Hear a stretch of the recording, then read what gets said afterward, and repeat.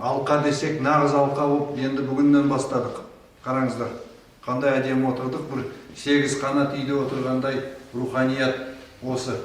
Анау Асекең айтқандай, партия замандағы, совет замандағы жиналыстарда отырғандай болып едік, бұрынғы жиналыстарымызда.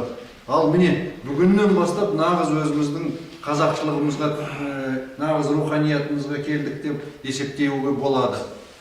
Енді айтарым, жаңа Асекең өте терең дүниелерді айтты, ұққан адам ұқты, ұқпағанға бейтаныс сөз бола қалды. Сол үшін айтып атқаным, би деген өздеріңіз білесіздер, бұл бір жарқын рәміз. Бұл тарихтан келген қазақтың бір мақтанышы, руханияты, киелілігіміз. Биді қанда тыңдаған, қара да тыңдаған. Ал енді осы заманда сол ұғым жоғалып кетті. Ол жоғалып кеткенде, өйткені би деген бренд жоғалып кетті. Қазір осы жерде біз жиналған мақсатымыз би болу мақсат емес. Біз сол 1000 жылдардан бері келе жатқан брендті, сол киелілікті аңсап келген, жүрегімізбен жылап келген қазақтармыз. Өйткені біз Советті да көрдік, Советтен кейін келген нарықты да көрдік, түрлі саясатшыларды көрдік, жемқорлықтың арасында өмір сүріп келе жатқан адамбыз. Ал енді айтып атқанымыз, біз сондай жүректеріміз романтизм сезіміндегі жақсылықты аңсаған, елімізге жанымыз ашыған қазақпыз.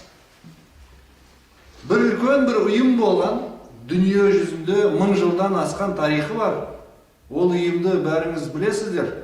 Сол ұйымда жоғары ұстат болғанда ағайыны бар. Бәрі ұйымның мүшесі ағайын есептейді бір-бірін. Сол жоғары ұстаттан бастап шәкіртіне дейін бір-біріне сен дейді. Себебі бір-бірін тең көреді. Бір-біріне сіз деп қалса, 80-дегі шал жас жігітке сен неге маған сіз деп қалдың деп ренжиді. Сен мені ұзақтатқаның ба? Біз теңбіз деп. Сол ұйымның мүшесі Бенджамин Франклин кезінде Америкада сол ұйымның бір еңбек қуатқан белсендісі еді. Ол ұйымның мақсаты дүние жүзіне бір айдындық, әділеттік, имандылық, адамгершілік үйрететін бір ұйым еді. Ол ұйым әлі бар дүниеде. Сол Франклин сол ұйымның белсенді мүшесі болған. Бір кезде Американың ең бай, ең құдіретті адамдары жиналып Франклинге келіп айтыпты: Американың президентінің сайлауына сізді ұсынбақшы едік деген. Сонда Франклин соларға айтыпты: дүниеде айналымызда соншама қараңғылық бар, айдындыққа соншама қызмет бар, халқымыз адасып жүр, менде шаруа сонша көп деген. Қайдағы бір президенттік жұмыстарына басымды бұруға мұршам жоқ деген ғой. Соған айтып отқанды, міне, біздің де осы жердегі жиналған мақсатымыз саясатқа кірейік, біреумен таласайық деген ой жоқ. Біздің ойымыз көшеге шықсақ, көшедегі біздің қазақ балалар бізге ассалаумағалейкумге уағалейкумассалам айтсын, ибалық болсын, қыздарымыз етегін жапсын, түрлі жамандық болмасын, қазақ тілімен сөйлейтін орта болсын деген осы жердегі сол мақсатқа жиналған патриоттарымыз. Солай емес пе? Дұрыс. Соған айтып отқаным, Аллаға шүкір, міне осынша адам жиналып жатырмыз. Мен ең көп қорқатыным, жаңа Асқат мырза айтқандай, басқа жердегі осындай біз сияқты адамдар, жап-жақсы кісілер жиналды да, арасында тіл табыспай, қақ жарылып, араға фитна кірген. Сол үшін мен не дейін? Маған осы өте ұнамаған жері осы арамыздағы зат.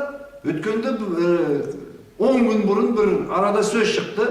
Мынау чаттың ішінде талас болды. Сол таласта мысалы құрылтайшы топ болып бөліне қалды кісілер. Сосын мен сол жерде сұрақ қойдым. Құрылтайшы топ болу үшін адамдар жеке ақша төледі ме, не істеді дегендей.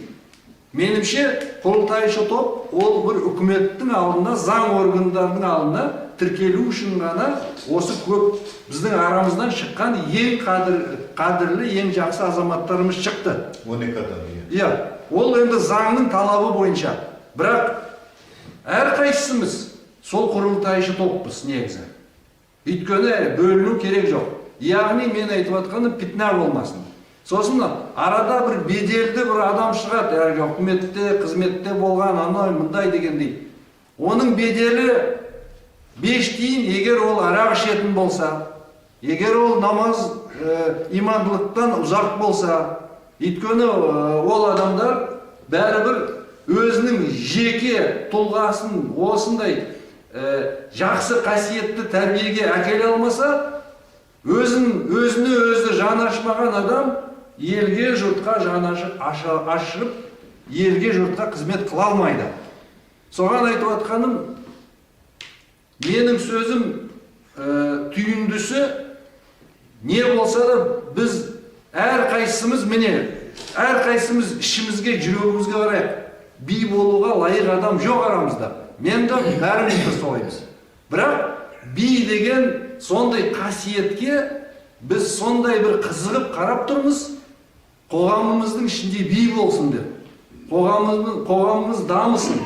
Қоғамымызға бәріміз шәкірт болып келіп, бәріміз шәкіртпіз. Дүниеге көзімізді ашып келдік, шәкірт болып келдік. Өткенше дейін шәкірт болып кетеміз. Өйткені әлі білмегеніміз көп. Әлі істей алмағанымыз көп. Сол Құдай сол шәкірттік таза санамызбен осы би деген институт, би деген осындай қоғамдық әрекетке қызмет қылуға нәсіп етсін.